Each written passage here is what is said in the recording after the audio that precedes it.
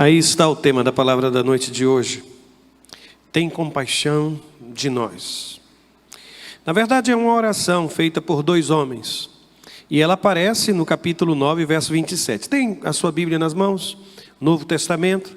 Eu quero que você observe que quando se encerra o Sermão do Monte, no capítulo de número 7, você vai observar que o capítulo 8 começa com o registro de um milagre, que é a cura de um leproso.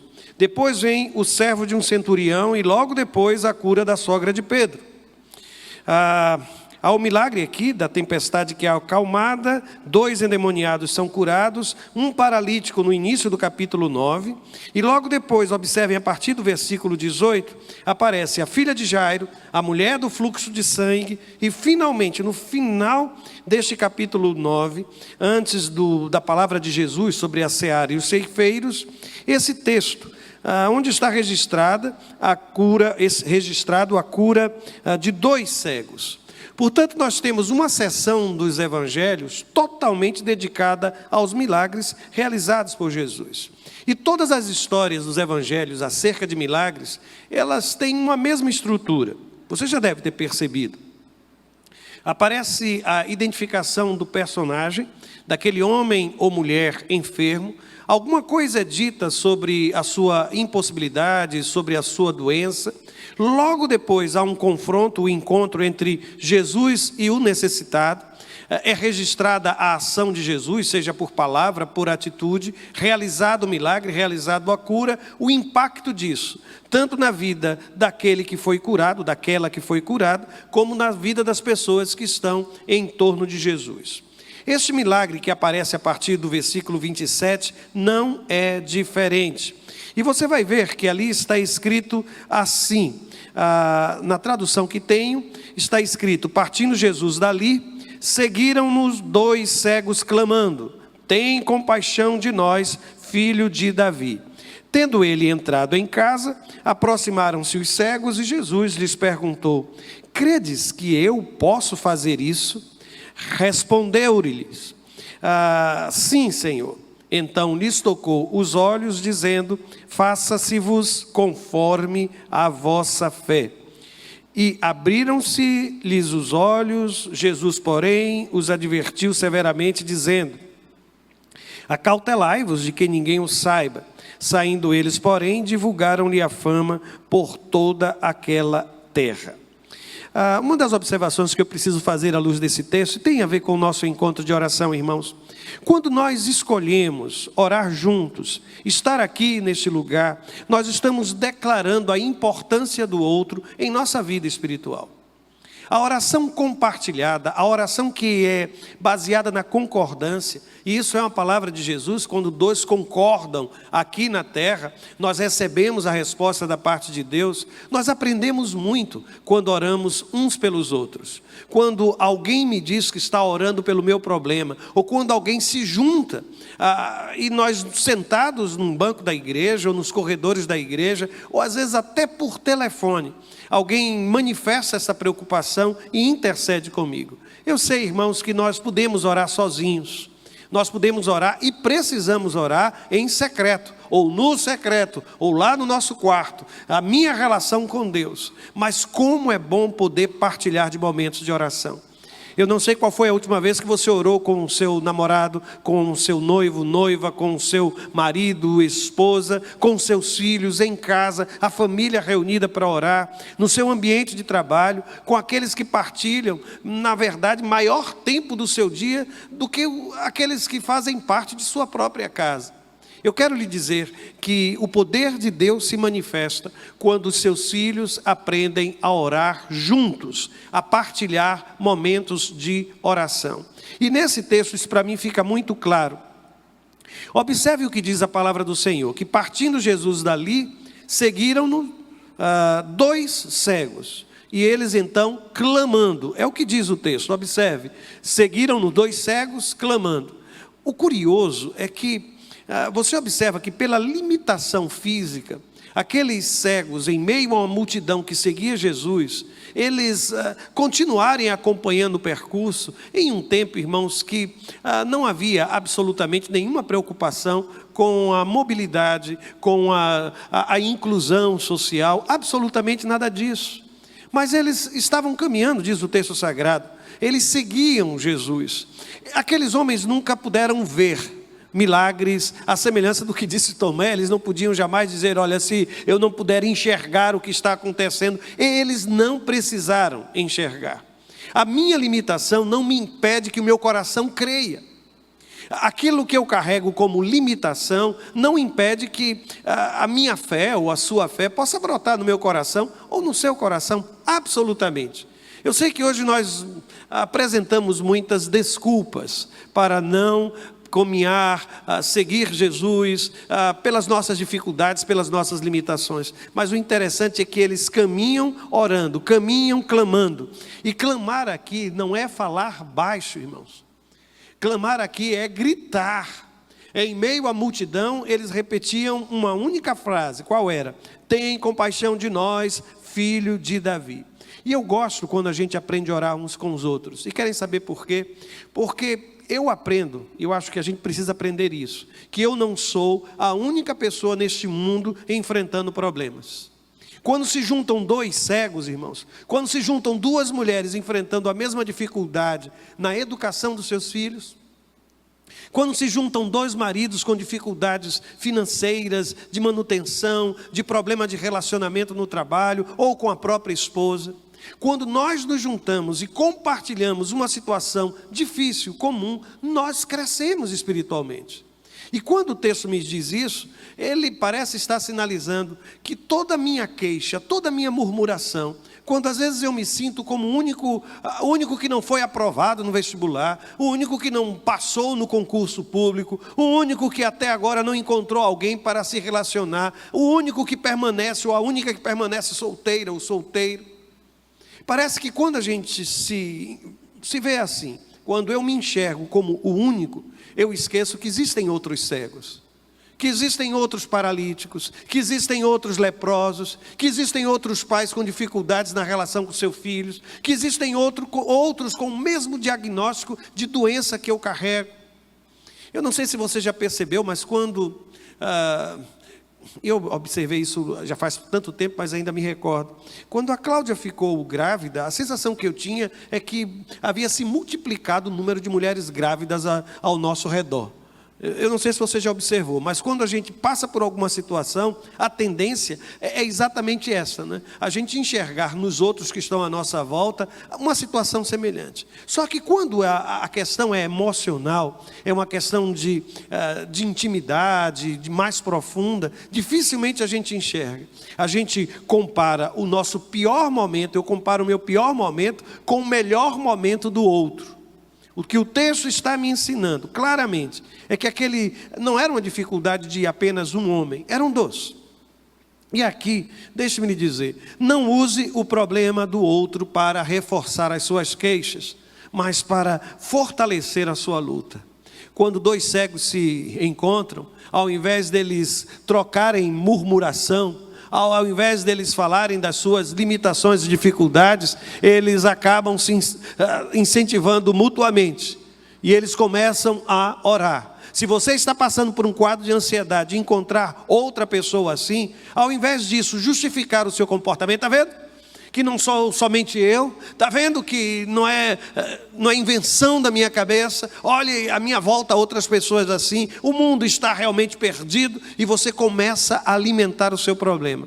Eu gosto que quando Davi se recolheu na caverna de Adulão, diz o texto sagrado que centenas de outros homens com problemas, muitos endividados, diz o texto sagrado, foram para a caverna de Adulão. E ao invés de reunirem um grande número de murmuradores, diz o texto sagrado, que foi ali que surgiu o exército pessoal de Davi. Dois cegos, duas mães com problemas com seus filhos, dois homens, e aqui eu repito as mesmas situações. Nós acabamos nos fortalecendo mutuamente. E aqui eu vou voltar àquela história da importância de estarmos juntos, presencialmente, nas celebrações. A comunhão na igreja, mesmo quando ela se revela difícil, é o caminho que Deus usa para aperfeiçoar o nosso caráter. Os irmãos já imaginaram se todos nós tomássemos a decisão de compartilhar a fé online? Nós fecharíamos as portas da igreja, ficaríamos cada um de nós em suas casas, e o que seria, irmãos? Sinceramente, o que iria acontecer?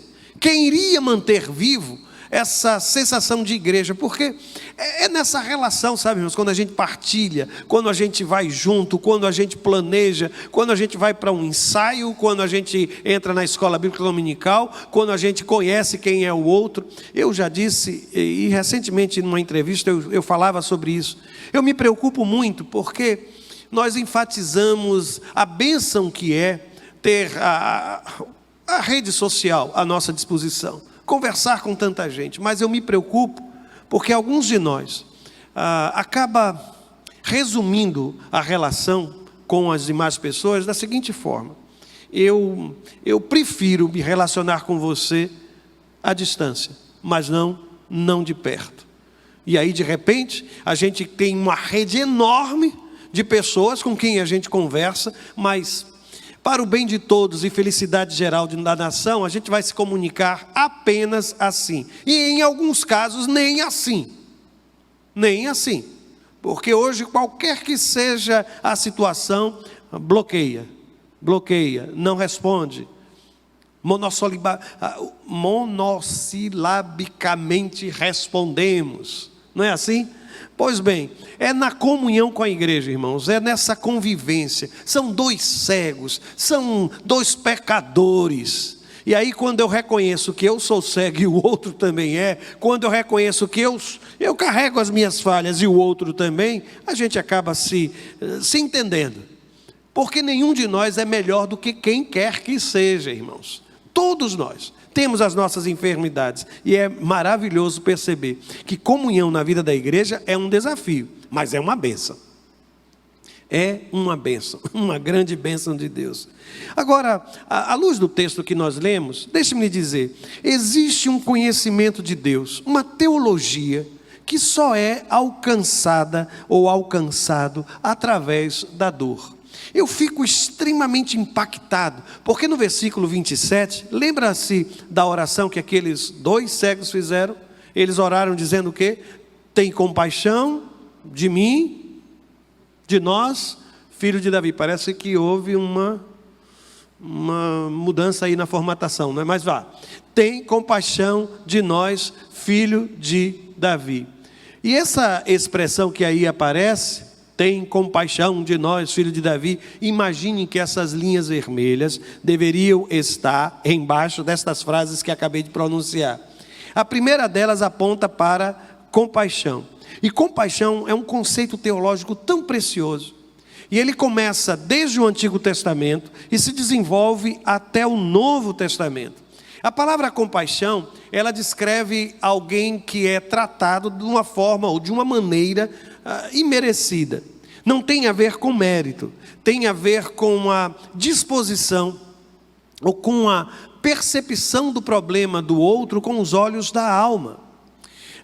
Há um filólogo francês que ele sustenta a ideia que a palavra que aqui é compaixão, talvez na sua tradução seja misericórdia, ela teria sido usada por Jesus não na língua grega ou na língua hebraica, porque Jesus provavelmente teria falado aramaico. E a palavra aramaica para compaixão, misericórdia, é uma palavra que tem uma natureza matricial. É como se fosse um olhar materno sobre o outro. É como se dissesse que aquele que exerce misericórdia e compaixão é alguém que está pensando com o útero. Literalmente seria isso. É colocar o outro dentro do meu útero. É querer abraçar, é querer cuidar daquela pessoa como se fosse meu filho, minha filha. Sinceramente, irmãos, é esse o grande desafio da misericórdia. E esses dois cegos, eles não frequentaram seminários teológicos, mas eles estão descrevendo em Jesus o poder da compaixão.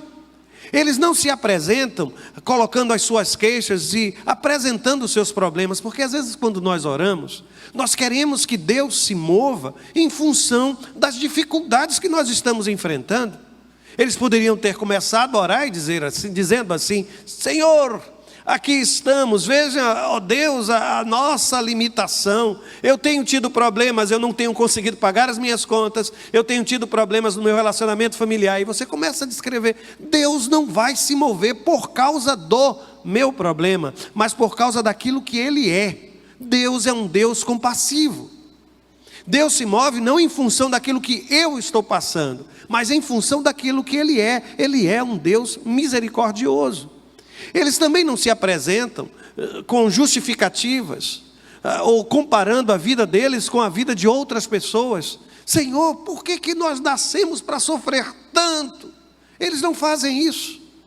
Eles não olham para o outro, para o próximo, eles olham para Deus. A oração, irmãos, não me permite comparar a minha vida com aquele que está ou aquela que está ao meu lado, mas com aquele que é, ou aquela que é a própria natureza de Deus. E isso tem a ver com o Deus que eu conheço a partir da experiência de dor. Mas para mim, ainda aqui nesse texto, algo mais precioso é quando eles usam essa expressão, filho de Davi. Qual é a riqueza desta expressão? Filho de Davi é um título messiânico. Sabe o que eles estão dizendo? Tu és o Messias. O que me surpreende é que escribas, fariseus, saduceus, eles não conseguiram perceber que Jesus era o filho de Davi. Mas aqueles cegos, em sua oração, declararam isso e gritaram, porque mesmo aqueles que perceberam, ou entre aqueles que perceberam e identificaram Jesus como Messias, muitos não tiveram a coragem de dizer isso ou afirmar. Mas aqueles cegos, irmãos, no meio de uma multidão, começaram a gritar: Jesus, filho de Davi. Eles poderiam ser, inclusive, acusados de algum motim, porque eles estavam restaurando a aliança davídica, mas eles não estão se importando com isso. A única coisa que eles fazem é clamar, clamar e declarar. Uma das lições mais preciosas, eles estão reconhecendo Jesus como o Messias prometido. Aí eu quero lhe perguntar, onde foi que esses homens aprenderam?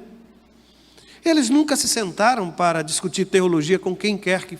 Ninguém, não há nenhum registro. E mais ainda, eles eram cegos. Eu às vezes fico espantado quando percebo que pessoas que têm uma condição tão privilegiada para conhecer a Deus, têm tantos recursos, têm tantos livros, têm tanto tempo, e tempo também de igreja, tempo no sentido de passado e tempo disponível, são completamente ignorantes acerca do caráter de Deus. Mas aqui eu me deparo com dois cegos que conseguem enxergar aquilo que outros homens e mulheres em condições de enxergar não conseguiram ver. Não conseguiram ver. Mas o texto ainda me desafia, porque no versículo seguinte, que é o versículo 28, deixa eu ver se vai acontecer a mesma coisa. Vai sim. Ah não, até que ficou mais ou menos agora, né? Mais ou menos. Vocês creem que eu sou capaz de fazer isso? Esta é a pergunta. Jesus agora confronta o conteúdo de fé. Se a princípio eles conseguiram declarar conceitos teológicos tão importantes, agora Jesus vai mais longe. E Jesus simplesmente pergunta: você crê que eu sou capaz de fazer? Eu posso lhe perguntar isso, não se sente ofendido não? Porque no ambiente religioso assim, o pastor perguntar: meus irmãos, os irmãos realmente acreditam que Deus pode fazer? Os irmãos acreditam que aquilo que há pouco o Silvio orou pedindo por pessoas que estavam enfermas, os irmãos acreditam mesmo que Deus pode restaurar aquele que está enfermo, aqueles que estão enfrentando um câncer, aquela que está tendo uma dificuldade, ou aquele que está tendo uma dificuldade na família, que Ele pode abrir portas? Acredita mesmo? Porque essa é a base de tudo. E Jesus pergunta isso àqueles homens: vocês realmente creem? Ou estão vindo em função do desespero? Porque algumas orações, alguns clamores, não nascem da fé, nascem do desespero. E a gente grita porque está com medo. não porque crê que Deus possa trazer uma solução. A gente grita porque não sabe o que fazer, e não porque acredita que Deus possa fazer alguma coisa por nós. A sua oração, ela nasce do desespero, ela nasce do medo ou ela nasce da fé? É por isso que o texto sagrado me confronta. E aí eles olham para Jesus e dizem, eles responderam. O que foi que eles responderam? Sim, Senhor. Nós cremos isso. Nós acreditamos nisso. Por isso, irmãos, a oração é uma declaração de fé de que Deus pode todas as coisas. Quando eu oro, eu estou declarando, eu creio. Quando eu oro, eu estou declarando. Quando eu disser amém, quando eu terminar a minha oração, eu tenho certeza que Deus já está providenciando respostas. É isso, irmãos. Oração é a minha declaração de fé. É assim que eu preciso enfrentar as dificuldades, os problemas à minha volta. E vou dizer mais, irmãos. Nada absolutamente vai mudar em sua vida enquanto você não transformar o seu problema em oração. Esse é o primeiro momento do milagre. Como eu disse aos irmãos e irmãs, todo registro de milagres, ele tem uma mesma estrutura. E todas essas pessoas que foram curadas, aliás, não posso afirmar todas, porque há milagres realizados por Jesus que sequer foram precedidos de oração. Sabem disso? O filho da viúva de Naim, ele foi ressuscitado e não há nenhum registro daquela mulher fazendo qualquer oração. O que também não elimina a possibilidade de que algo assim tenha acontecido. Porque uma mulher viúva, levando seu filho e não clamando, não gritando, pedindo socorro de Deus, eu não consigo entender. Só que não está registrado. Mas há tanta coisa que não está escrito, né, irmãos? Segundo o texto de João, diz, olha, que se fosse registrar tudo que Jesus fez, não tinha papel, não tinha tinta, não tinha espaço para tamanha declaração da parte do Senhor. Ele fez muito mais, muito mais. E aí o texto vai nos ajudar a pensar assim. Aqueles dois cegos transformaram, na verdade, o problema que eles estavam enfrentando em oração, em súplica. E não tiveram vergonha de fazer isso. Por isso eu quero lhe dizer 3 coisas ao final desta palavra da noite de hoje. Primeira, qual é? Não se lamente, ore, por favor. Não vai encontrar alguém com um problema semelhante ao seu para chorar junto. É para orar junto, irmãos. É diferente. Se você encontrar alguém, não reforce nessa pessoa a sua dor. Não reforce neste encontro a dificuldade, mas a solução que Deus poderá trazer.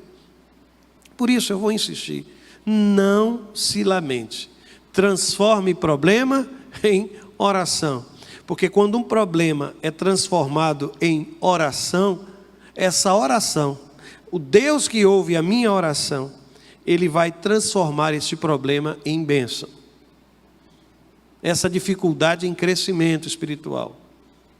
A segunda palavra que tenho para você é, não se isole. Busque a comunhão. Às vezes quando a gente está com um problema, a última coisa que a gente quer ver é alguém na frente. Não, eu não quero ver ninguém, eu não quero sair, eu quero ficar em casa. Talvez seja o seu caso que está acompanhando o culto em sua casa. Eu queria lhe dar uma palavra de incentivo e de motivação. Saia de dentro desse esconderijo. Não se isole, porque isso é o que o diabo quer fazer, irmãos, com cada um de nós. E aí você diz, não, eu não vou para a igreja não, porque quando eu vou para a igreja eu só faço chorar. E você quer chorar onde, irmãos? Igreja é lugar onde a gente chora. Ana chorou no templo. Não, ela nem sequer foi compreendida pelo sacerdote, mas ela foi. E a Bíblia diz que ela ia todo ano.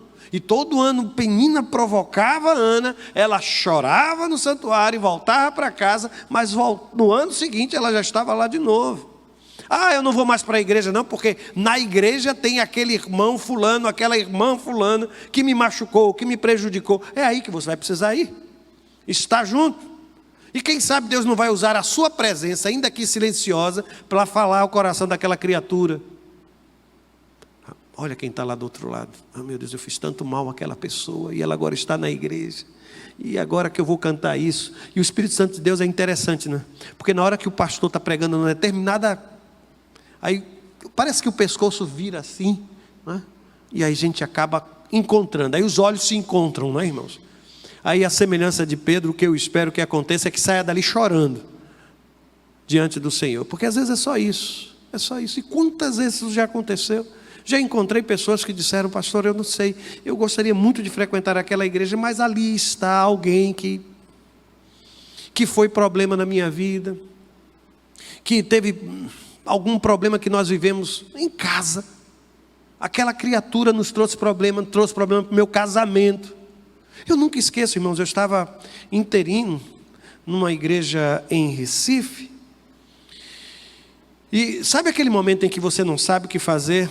Eu acho que eu estava ali, com uns 10 anos de ministério pastoral. E alguém respondeu ao apelo do sermão, entregou-se a Jesus.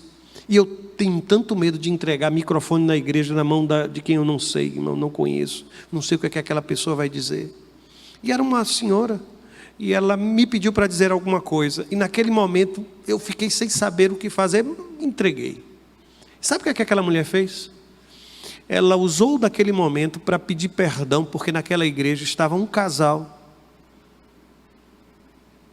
que teve o seu casamento prejudicado. Ela foi a relação extraconjugal daquele homem, e ela aproveitou aquele momento e pediu perdão diante de toda a igreja. Meus irmãos, não imaginam o que aconteceu. Foi um quebrantamento, porque muita gente sabia, só eu que não sabia. Mas muita gente sabia daquele problema. Aquela criatura entra na igreja, converte-se ao Senhor, e no meio de todo mundo usa da palavra naquela hora. Foi um quebrantamento. E aquelas duas mulheres acabaram se abraçando. E aí a gente não sabe nem como terminar o culto, a gente não sabe nem mais o que dizer. Mas eu sei que às vezes a gente tem motivos de sobra para não querer ver, para não querer estar, para não querer respirar o mesmo ar. Aquela canção apaixonada diz: eu quero respirar o mesmo ar que você respira. Mas quando a gente está com raiva, a gente não quer respirar de jeito nenhum. Se ele sentar do lado de lá, eu sento do lado de cá. Se ele frequentar aquela igreja, eu vou procurar outra igreja para eu ir, que eu não posso mais ver aquela criatura. Eu quero incentivar a você: não se isole. Não se isole. A longo prazo, eu não sei o que tudo isso que hoje a gente vive, de tecnologia, de dinâmica diferente para o culto, eu não sei o que vai trazer. Eu não sei. Mas nós precisamos permanecer fiéis a alguns princípios, irmãos. E entre eles é o princípio da comunhão, do estar perto um do outro, do poder conviver mais intensamente, com todas as dificuldades que isso enfrenta. Eu sei que sim, mas a gente precisa, não se isole. E por último, não duvide, creia. Porque o milagre, quando ele foi realizado por Jesus, antes de realizar o milagre, o que foi que ele perguntou? Vocês realmente acreditam que eu possa fazer isso? Eu imagino que aqueles 2 cegos estavam do lado de fora da casa de Jairo. Quem sabe eles já estavam acompanhando Jesus desde o momento em que Jairo entrou em contato.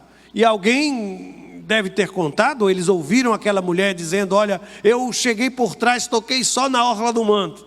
E aqueles 2 cegos: não, agora a gente tem que permanecer ao lado deste homem. Está vendo alguma coisa? Não estou vendo nada. Mas eu soube que eles entraram ali naquela casa. Deve ter todo mundo chegado antes dos 2 cegos.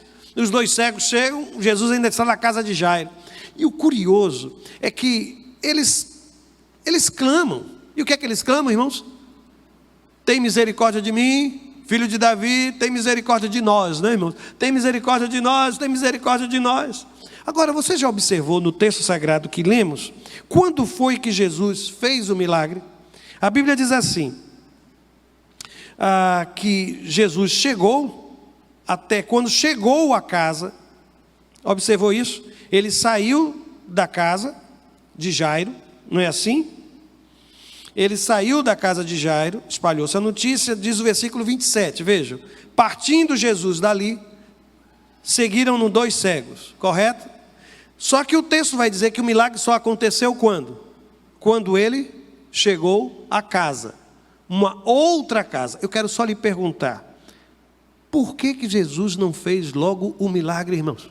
Não eram 2 cegos com dificuldades de seguir Jesus? Jesus esperou chegar na casa onde ele ia pernoitar, para então fazer o milagre. Aí eu lhe pergunto, por quê? Por que Jesus não realiza logo o milagre? Se ele sabe que vai realizar, ou os irmãos imaginam que Jesus não sabia que iria fazer isso? Por que ele às vezes me faz esperar, irmãos? E prova a minha fé. E deixa eu ficar gritando, clamando no meio de todo mundo: Filho de Davi, tem misericórdia de nós. Filho de Davi, tem misericórdia de nós. Aí Jesus continua impassível. Chega dentro da casa. Aí os continuam, aí Jesus para. E agora sim, vamos conversar.